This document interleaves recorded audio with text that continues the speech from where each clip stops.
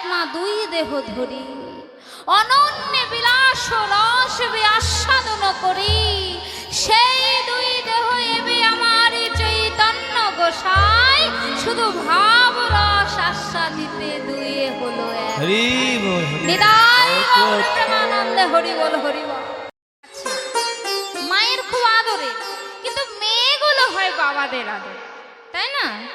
তা আমি তো মেয়ে এসেছি, মা বাবা বলে ডাকছি। মা বাবা হতে গেলে কত কষ্ট করতে হয় বলুন তো, হ্যাঁ? একবারে কি মা বাবা ডাক শোনা যায়? কি গো, আপনারা কতজন এখানে মা বাবা হয়েছেন? কিন্তু মা বাবা হতে গেলে কত কষ্ট করতে হয় একবার বলুন তো। 10 মাস 10 দিন গর্ভ ধারণ করে রাখতে হয়, তারপরে গিয়ে না কত কষ্টের পর মা ডাক কর্ণে শোনা যায়, তাই না?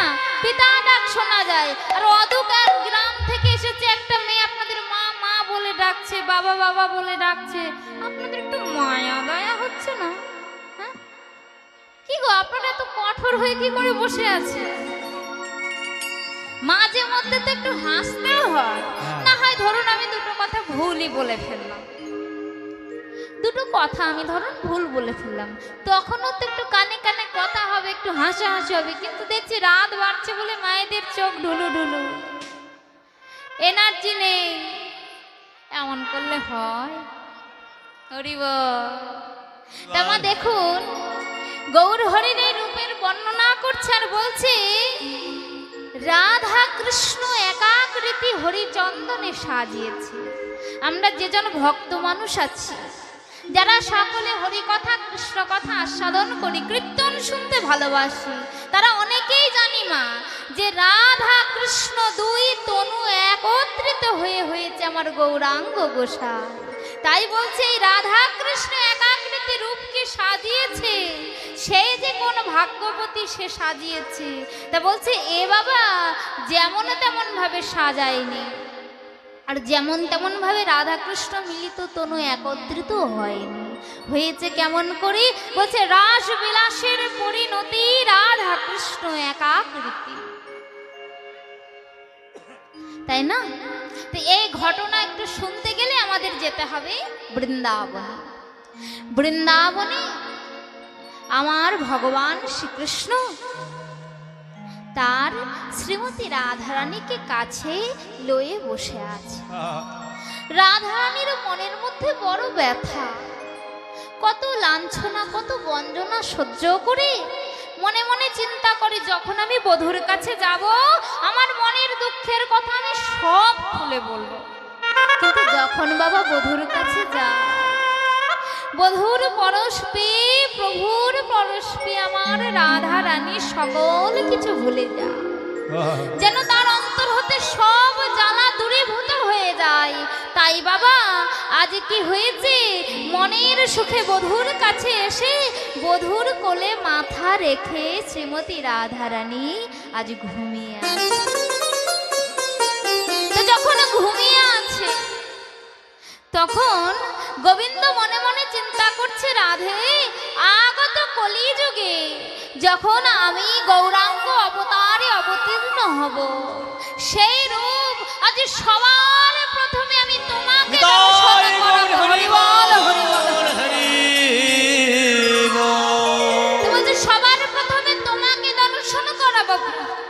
তাই এই চিন্তা করে স্বপ্নের মধ্যে দর্শন দিলেন এক অপরূপ রূপের মানুষ। তা দেখে শ্রীমতী রাধারানী দেখা মাত্র চিৎকার করে উঠেছে, সর্বনাশ হয়ে গেল প্রভু। রাধে শান্ত হও, শান্ত হও, কি হয়েছে তোমার? তুমি এমন করে চিৎকার করে উঠলে কেন? রাধারানী ক্রন্দন করতে করতে করজোর করে বধূকে বলছে, ওগো দয়াময়, ওগো আমার জ্ঞান তো অবস্থা হতে আমি তো তোমাকে ভালোবেসেছি, আমি তো তোমার বই, আমার কিছু জানি না বহু। ওগো প্রাণ বলো, আমি তোমার বই কিছু জানি না, তোমার বই কিছু চিনি না। ওগো দয়াল ঠাকুর, একবার বলো এ আমার কি হলো? তখন গোবিন্দ বলছে কি হয়েছে রাধে, আমায় বলো, আমি তো আছি, তুমি আমায় খুলে বলো। তখন বাবা রাধারানী বলছে, ওগো দয়া, ওগো প্রাণনা, আমি আজ শয়নে একখানি স্বপ্ন দেখলাম, যেই স্বপ্নে এক অপরূপ রূপের মানুষকে আমি দর্শন করলাম। আর সেই রূপের মানুষকে দর্শন করবা মাত্র আমা বলতে আমার যা ছিল, আমা বলতে আমার যা ছিল, আমি সর্বস্ব যে তাকে সঁপে দিয়েছি। হে গোবিন্দ, আমি তো তোমা বই আর কিছু জানি না।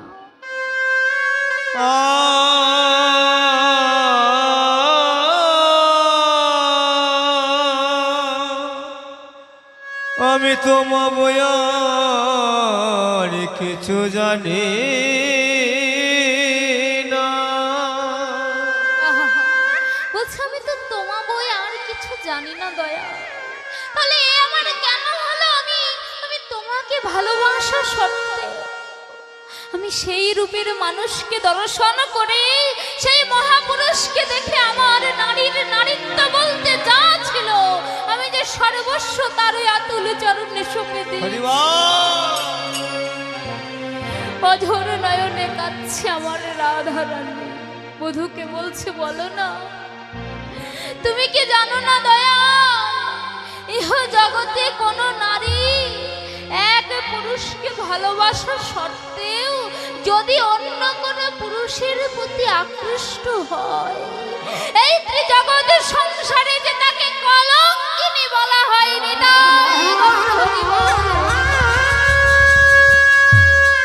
তাহলে দয়া মা, এ কি হলো, এ কি হলো আমার? আমি তোমাকে ভালোবাসা সত্ত্বেও তাকে কেন আমার সর্বস্ব সঁপে দিলাম? গোবিন্দ রাধারানীকে পরীক্ষা করবার জন্য একটু চাতুরি করে বলছে, ও রাধে, তুমি সেই মানুষকে দেখে সর্বস্ব সঁপে দিলে, তা বলো তো সেই মহাপুরুষ কি আমার থেকেও সুন্দর দেখতে? যখন এই কথা বলেছে, রাধারানী বলছে, না না, তোমার থেকে সুন্দর দেখতে জগতে সংসারে আর কেউ নেই, কিন্তু জানো তো দয়াল, সে তোমার মতোই অবিকল। যখন এই কথা বলেছে, আমার মতো অবিকল, বলছে হ্যাঁ হ্যাঁ বধূ, কিন্তু পার্থক্য আছে। কি পার্থক্য? রাধারানী বলছে, কি পার্থক্য জানো? বলছে, ওগো গোবিন্দ, তোমার মাথায় চাচর চিকর কে, আর তার যে কে সুন্দর, তোমার হাতে মোহন মুরলী, তার হাতে আছে দণ্ড কমণ্ডল, তোমার বেশ হচ্ছে রাজ বেশ, আর সে জীর্ণ বস্ত্র পরিধান করে ভিখারি সেজে বেড়াচ্ছে। হরি বল, হরি বল, হরি বল, হরি বল। এই কথা শুনে বলছে, ওগো আরেকটি পার্থক্য হলো, তোমার বরণ শ্যামা আর তার যে গৌরাঙ্গ। এই কথা শুনেছে আর প্রভু মৃদু মৃদু হেসে যাচ্ছে। রাধারানী অবাক দৃষ্টিতে চেয়ে বলছে, আমার এত বড় সর্বনাশ হয়ে গেল আর তুমি হাসছো? তুমি এর কোনো উত্তর দেবে না? তাহলে বেশ, আমি এই বৃন্দাবনে সকল ব্রজবাসীকে বলবো, সকল গোপীকে বলবো, আমার বধূকে যেন কেউ আর তোমরা ভালোবেসো না। বলছে, তোমাকে যেন আর কেউ কখনো ভালো না বাসে। যাকে ভালোবেসে কৃষ্ণ কলঙ্কিনী হতে হয়, যাকে ভালোবাসার পরে কলঙ্কের বোঝা মাথায় নিতে হয়, তাকে যেন তোমরা কেউ ভালোবেসো না। এমন ব্যাকুলতা দেখে গোবিন্দ আর থাকতে পারলেন না, কারণ গোবিন্দ সব পারে বাবা, ভক্তের চোখের জল যে দেখতে পারে না। আজ আমার রাধারানীকে শান্ত করে বলছো, গো রাধে, সে আর কেউ নয়, সে আমি, সে আমারই এক রূপ। আগত কলিযুগে দাপরের শেষ লগ্নে কলির প্রথম সন্ধ্যায় আমি চৈতন্য মহাপ্রভু রূপে আবির্ভূত হব সোনার নদিয়ায়। প্রেমানন্দে হরি বল। ও তুমি? কিন্তু এই কথা যেই রাধারানী শুনেছে অঝরে কান্না শুরু করেছে। এ কি দয়া, এ তোমার কেমন দশে, তোমার কেমন বেশ, তুমি কেন এমন বেশ ধারণ করেছো প্রভু? ওগো দয়া, যেই অঙ্গে আমার চন্দন দিতেও হাত কেঁপে যায় তোমার আঘাত করবে বলে, তুমি সেই জীর্ণ বেশে ওই নদিয়ার পথে ধুলায় গড়াগড়ি দেবে দয়াল। আমি সইব কেমন করে?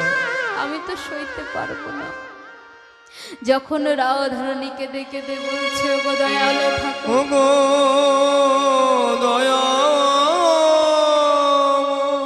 এ তুমি কেন ধরেছ বেশ? তখন বলছে, ওগো রাধে, আর কোনো কারণ নেই, তোমার প্রেমের ডালি মাথায় লয়ে তোমার প্রেমকে গুরু করে ওগো রাধে ওই নদিয়ায় গিয়ে তোমার প্রেমের ঋণ শোধ করব। নদিয়ার ভক্তের দ্বারে দ্বারে, নদিয়ার পথে পথে ধুলাই গড়াগড়ি দেব। রাধে গো,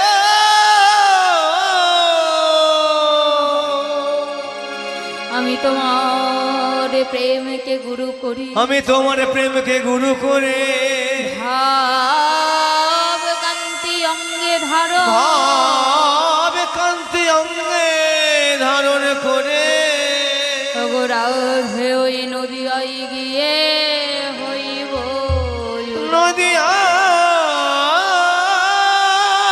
গিয়ে হইব উদয়। আমি ওই নদিয়ায় গিয়ে উদয় হব। এই কথা শোনা মাত্র চিৎকার করে বলছে, না না বধূ না, তুমি একা একা এইভাবে চলে যেতে পারো না। তুমি যাবে এই ব্রজবাসীকে ছেড়ে, তুমি যাবে এই বৃন্দাবন ছেড়ে।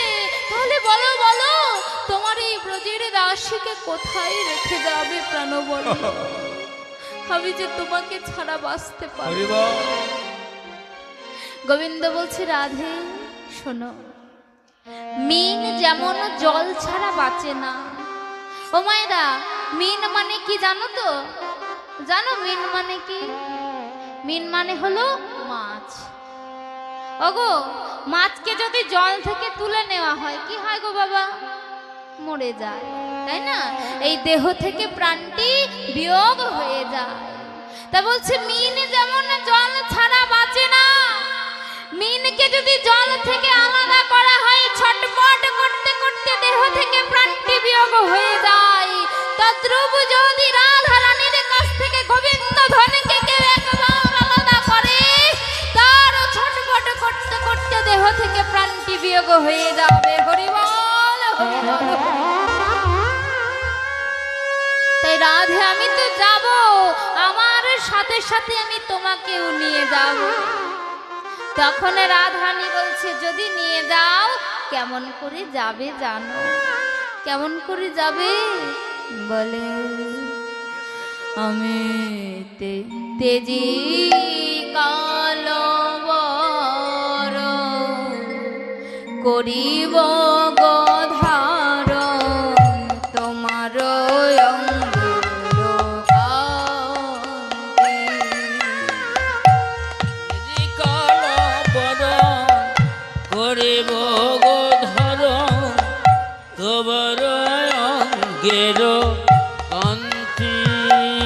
রাধে গো,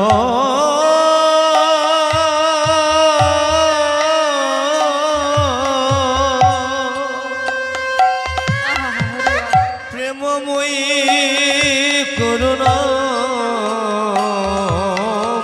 রাধে,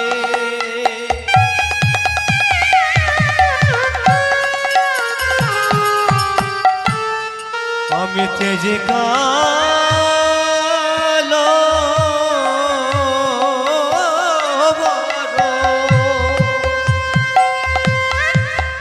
করিব গো ধার তোমার অঙ্গের কান্তি আমি তব নাম লইয়া কাঁদিয়া কাঁদিয়া রাধে গো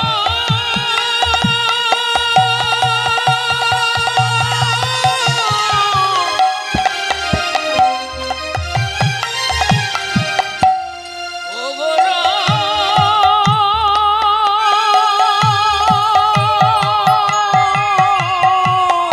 আহা, হরি বাবা। ও গো আমি তবু না লইয়া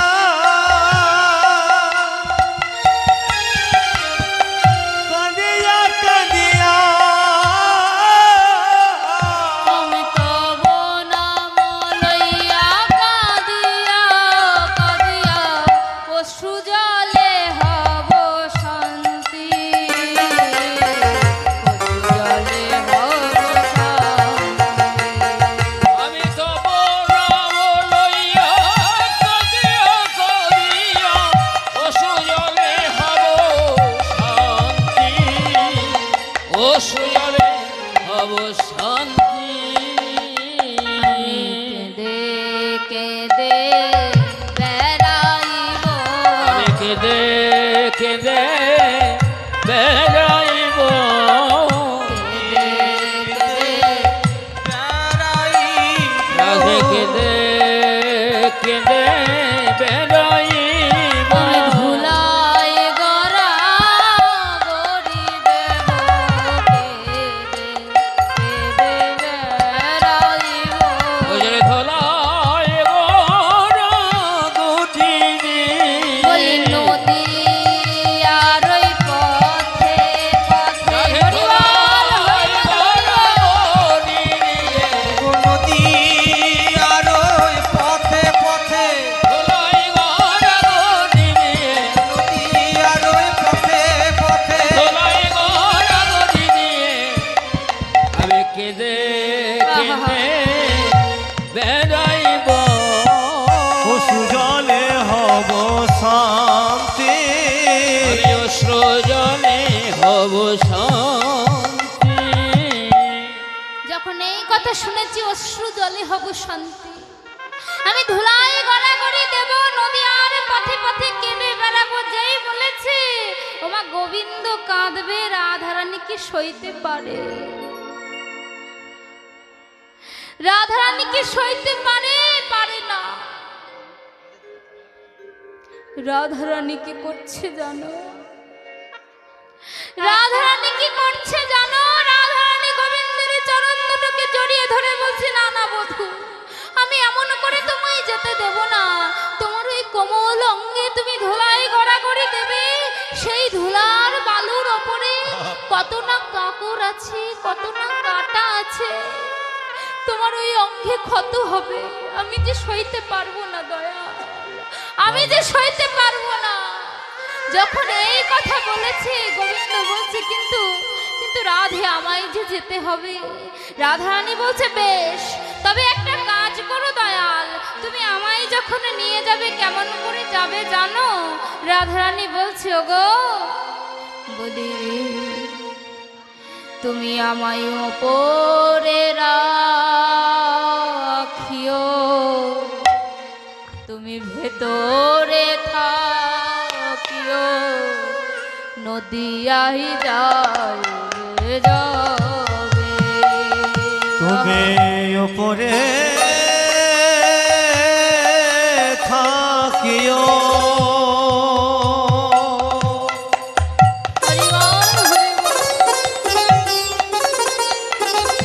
আমায় ভিতরে রাখিও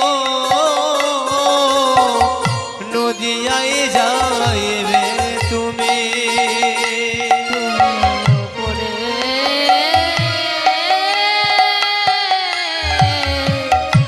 রাখিও আমায় তোমায় ভেতরে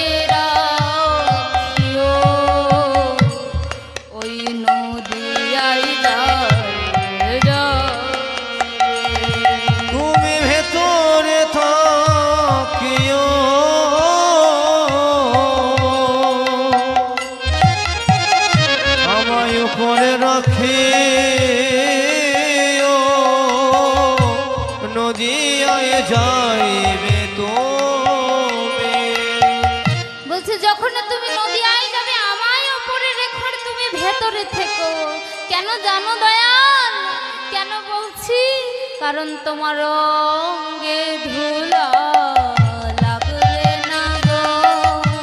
অঙ্গে ধরা লাগবে না, তোমার অঙ্গে ধুলা লাগবে না গো। তুমি ধুলায় গড়া গড়ি দেবে দয়াল, অঙ্গে ধুলা লাগবে না গো। বলে যতই ধুলা গড়াগড়ি দেবে অঙ্গে ধুলা লাগবে না গো। যতই ধরায় গড়াগড়ি দেবে, বলে সেদিন কলি ধন্য হবে। সেদিন কলি ধন্য হবে। যতই ধরায় গড়াগড়ি দেবে, অঙ্গে ধরা লাগবে না গো। সেই প্রতিশ্রুতিবদ্ধ হয়ে রাধা গোবিন্দ একাকৃতি হয়ে গৌরাঙ্গ গোসাই হয়ে এসেছে। এ বাবা আমার কথা নয়, শাস্ত্রে বলেছে মহাজনের বাণী, বলে রাধা কৃষ্ণ একই আত্মা দুই দেহ ধরি, অনন্য বিলাস রস আস্বাদন করি, সেই দুই দেহ এবে আমার চৈতন্য গোসাই শুধু ভাব রস আস্বাদিতে দুয়ে হলো এক। হরি বল হরি বল। নিতাই গৌর প্রেমানন্দে হরি বল হরি বল।